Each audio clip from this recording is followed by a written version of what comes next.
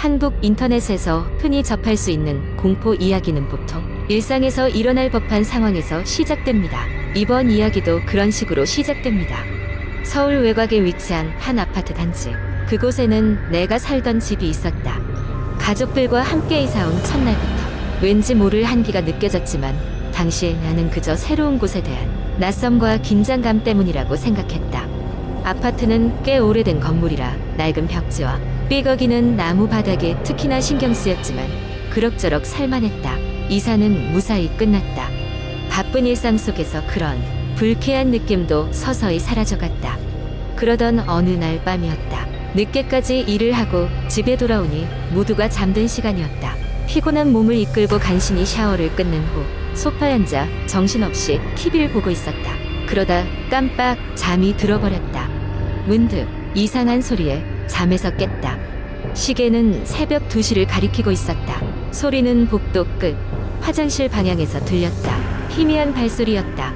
가족들은 깊이 잠들어 있을 시간이라 이상했다. 기분이 좋지 않았지만 무언가에 홀린 듯 나는 그곳으로 다가갔다. 차가운 공기가 피부에 닿는 듯했다. 화장실 문 앞에서 소리가 멈췄다. 문을 열까 말까 망설이던 순간 문틈 사이로 희미한 그림자와 함께 낮은 숨소리가 들려왔다. 딸깍 딸깍 누군가 손톱으로 문을 긁는 듯한 소리였다. 순간 온몸에 소름이 돋았다. 문을 열어 확인하고 싶은 생각보다는 빨리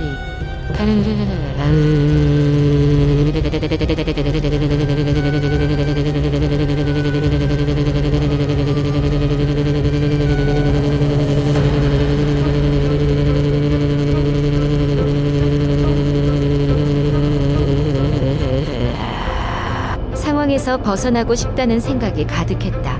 침대로 돌아와 이불을 뒤집어 쓰고 나서도 잠은 오지 않았다. 한참을 뒤척이다가 아침이 되어서야 겨우 잠이 들었다. 그 후로 한동안 아무 일도 일어나지 않았기에 나는 그런 일이 있었다는 것을 잊고 살았다. 그런데 몇 주 뒤였다. 늦은 오후 방에서 공부를 하다가 갑자기 거실에서 누군가 내 이름을 부르는 소리가 들렸다. 낮잠을 자고 있던 부모님이 아닌 것 같은 차가운 목소리였다. 순간 심장이 철렁 내려앉았다. 걸음을 멈춘 채 귀를 기울였지만 더 이상 소리는 들리지 않았다. 당시 나는 그저 스트레스 때문에 헛것을 들은 것이라고 생각했다. 하지만 그날 이후로 집안에서 이상한 일이 자주 벌어지기 시작했다. 냉장고 문이 혼자 열리거나 침대 밑에서 무거운 숨소리가 들려오는가 하면 심지어는 거실에 놓인 TV가 켜져 섬뜩한 자국만 흘러나오는 일이 빈번했다. 정말 이상한 것은 이런 일들이 발생하고 나면 가족들은 항상 아무 일 없었던 것처럼 행동했다. 마치 나만 이런 것들을 느끼는 것 같았다. 상황이 이것까지 오자 나는 점점 두려움을 느끼기 시작했다. 그날도 평소와 다름없는 밤이었다. 모든 일이 일어난 후 이미 긴장감에 지친 나는 일찍 잠자리에 들었다. 그런데 새벽쯤 누군가 다급히 문을 두드리며 나를 부르는 소리에 깜짝 놀라 깨어났다. 여보, 문 좀 열어줘. 빨리. 엄마의 목소리였다. 다급하게 문을 열자 엄마는 다소 창백한 얼굴로 나를 끌어안았다. 그리고 엄마는 믿기 힘든 말을 꺼냈다. 방금 꿈을 꿨어. 그런데 너무 생생해서. 엄마는 잠시 말을 멈추고는 방 한쪽 구석을 바라보았다. 우리가 집에 이사 온 날, 그날부터 무언가 잘못된 게 있다는 느낌이 들었어. 그 뒤로 엄마와 나는 그 전에 겪었던 서로에게 말하지 않았던 모든 사건들을 하나씩 털어놓았다. 엄마 또한 많은 이상한 경험을 했지만 나에게 부담을 줄까 두려워 말하지 않았던 것이다. 최대한 빨리 이곳을 떠나자는 결론에 이르렀다. 그 후 우리는 아파트에서 나와 시골에 계신 할머니 댁으로 이동했다. 그곳에서는 그동안의 일들이 모두 꿈만 같았다.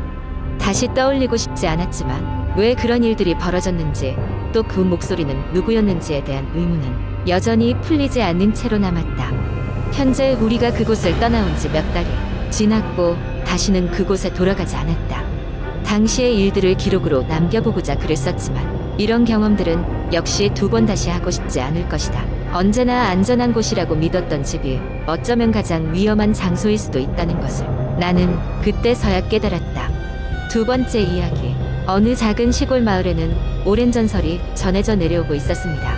그 전설은 바로 마을 끝자락에 있는 낡은 저택에 관한 것이었습니다. 그 집은 수십 년 동안 빈 채로 방치되어 있었고 주민들은 그 집을 잊혀진 저택이라고 불렀습니다. 아무도 그곳에 발을 들이지 않았고 시간의 흐름에 따라 저택은 숲에 휩싸여 보이지 않을 정도로 폐허가 되어갔습니다.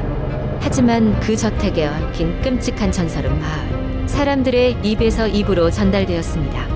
전설에 따르면 저택은 한 가족의 집이었고 그들은 어느 날 갑자기 사라졌다고 합니다. 이후로 저택에서는 밤마다 비명소리와 괴상한 웃음소리가 들렸다는 것입니다. 사람들은 그것이 저택에 붙잡혀 사라진 가족의 영혼들이라는 믿기 어려운 이야기를 전하고 있었습니다. 어느 해 가을, 도시에 살던 대학생 4명이 우연히 그 마을에 놀러오게 되었습니다. 그들은 마을 사람들에게 잊혀진 저택에 관한 이야기를 듣고 호기심이 발동해 그곳을 직접 탐험해 보기로 했습니다. 겁도 없이 그들은 들뜬 마음으로 촉박한 오후 숲길을 따라 저택을 향해 나아갔습니다. 저택은 정말로 무시무시하게 보였습니다. 커다란 나무들이 빛을 가로막고 황혼이 내려 마치 시간이 멈춘 것 같았습니다. 오래된 벽돌과 썩은 나무문, 금이 간 창문들은 금방이라도 무너질 것처럼 위태로워 보였습니다. 그러나 젊은 피에 넘치는 호기심은 그들의 발길을 멈추지 않았습니다. 그들은 저택으로 들어가서 각 방을 둘러보았습니다. 저택은 정말 오래된 소품들로 가득했습니다. 낡은 자개장이며 먼지 쌓인 가구들, 그리고 바닥엔 희미한 흔적들이 있어 누군가가 이 집에서 생활했던 흔적이 있음을 알 수 있었습니다. 하지만 이상한 것은 집안 어느 곳에서도 새어나오는 바람 소리도 없었고 모든 것이 너무 조용했습니다. 마침내 그들이 2층에 도착했을 때 한 방에서 불현듯 악취가 풍겨왔습니다. 그 방은 다른 방들과는 다르게 낮고 날카로운 가위들이 바닥에 흩어져 있고 벽에는 붉은 색의 손자국이 드리워져 있었습니다. 그들 중 한 명이 용감하게 다가가 벽장을 열었더니 그 안에는 녹슨 철제 상자가 있었다. 상자 안에는 먼지 낀 일기장이 들어있었습니다. 일기에는 그 집의 마지막 주인이었을 것으로 추정되는 여자의 일기가 쓰여 있었습니다. 글은 점점 종잡을 수 없는 절망과 광기로 변하고 있었고 끝으로 치달을수록 가족들이 하나둘씩 이상한 증세를 보이며 사라졌다는 것을 암시하고 있었으며 마지막 장에는 단 한 문장이 적혀 있었습니다. 그들이 돌아오고 있어. 이 문장을 읽은 순간 갑자기 방 안의 온도가 빠르게 떨어지면서 문이 쾅 하고 닫혔습니다. 방에서 나오는 것을 유일하게 막고 있던 창문은 이미 막혀 있었고 그들 주위로 알 수 없는 기이한 기운이 감돌기 시작했습니다. 저택 안은 점점 더 어둡고 침묵 속에서 숨소리마저 난 듯했는데 벽 너머에서 뭔가 움직이는 소리가 희미하게 들려왔습니다.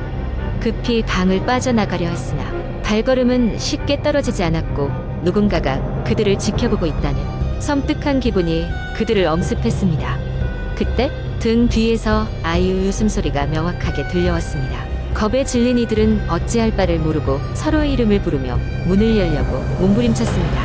마침내 문을 열고 계단 아래로 달리기 시작했지만 발걸음 소리와 함께 따라오는 무언가의 기척이 느껴졌습니다. 저택을 간신히 빠져나온 이들은 숲길을 달려 마을로 돌아왔습니다. 그 마을의 주민들은 그들이 돌아온 것을 보고 놀라움과 두려움이 섞인 시선으로 바라보았습니다. 피곤에 지친 그들은 더 이상 그 저택에 대해 어떤 질문도 하지 않았습니다. 그날 이후로 4명은 저택에서 있었던 일에 대해선 서로 이야기를 나누지 않았습니다. 그러나 그중 한 명은 단지 잊혀지지 않는 꿈을 계속해서 꾸었습니다. 꿈속에서 그는 여전히 그 저택의 2층에서 무언가가 그들을 쫓아오는 장면을 보고 있었고 그때마다 귓가에 속삭이는 소리가 있었습니다. 그들이 돌아오고 있어. 아무리 시간이 흘러도 그 꿈은 사라지지 않았습니다. 마치 무언가가 그를 주시하고 있는 듯한 느낌을 지울 수 없었고 그것은 언젠가 다시 그 집으로 돌아와야 한다는 불길한 신호일지도 모른다는 것을 알게 되었습니다.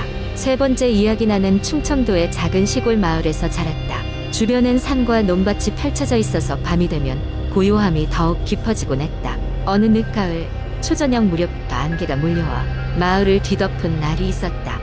그날따라 이상하게도 할머니께서는 밖에 나가지 말라는 말씀을 자주 하셨다. 나와 사촌들은 이를 대수롭지 않게 여기고 평소처럼 집 근처에서 놀다가 집으로 돌아왔다.